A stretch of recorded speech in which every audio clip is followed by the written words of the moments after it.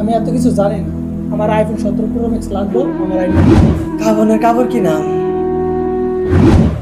নে বাবা, দুটা ভাত খেয়ালো, আজকে দুটা দিন হয়ে গেছে, কিছু কিছু খাইছস না। না, আমি ভাত খাইতাম না। আমার আইফোন 17 প্রো ম্যাক্স না কিনে দিলে আমি খাইতাম না। দেখ বাজান, আমরা গরিব মানুষ, এত টিয়া করি ভাই। একটা মোবাইলের দামটা 2 লাখ টিয়া, এত টিয়া করি ভাই, আমরা গরিব মানুষ। আমি এত কিছু জানি না। আমার আইফোন 17 প্রো ম্যাক্স লাগবে, আমার আইন না তো। আরে বাজান, ছোটবেলা আমারও শখ আসলো, পরিবারের আর্থিক অবস্থা দেখে আমি সাইকেল কিনতে আসছিলাম। আমারও ছোটবেলা সাইকেল কেনার শখ আসলো।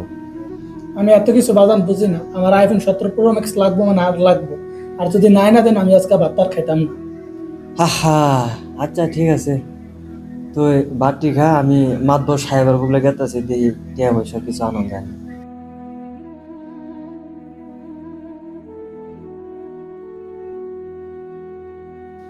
মাতবর সাহেব, আমি তো একটা বিপদে পড়ে গেছিলাম, আপনার কাছে আইছি।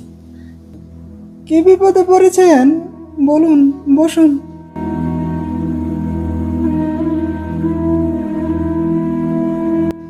মাতবর সাহেব, আইসলাম যে আমার পোলাটা 2 দিন হয়ে গেছে গেছে ভাত খাইছে না। ওই নতুন একটা কিতা নামছে মোবাইল, আইফোন 17 Pro Max না কিতা নাম তো জানি না। তো মোবাইলটার দাম হয়েছে ওই 2 লাখ টাকা। এখন তো এত টাকা আমার কাছে নাই না, আপনি জানেন আমি গরিব মানুষ, আমার কাছে চাইরা না পয়সাও নাই।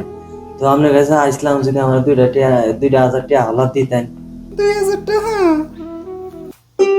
2000 টাকা? বাকিটা কি আপনার কাছে আছে নাকি?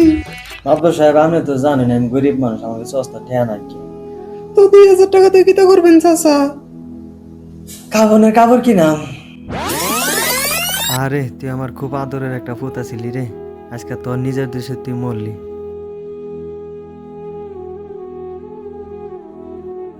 বাবা, তুমি আমাকে আইফোন না দিয়ে মেরে ফেললা।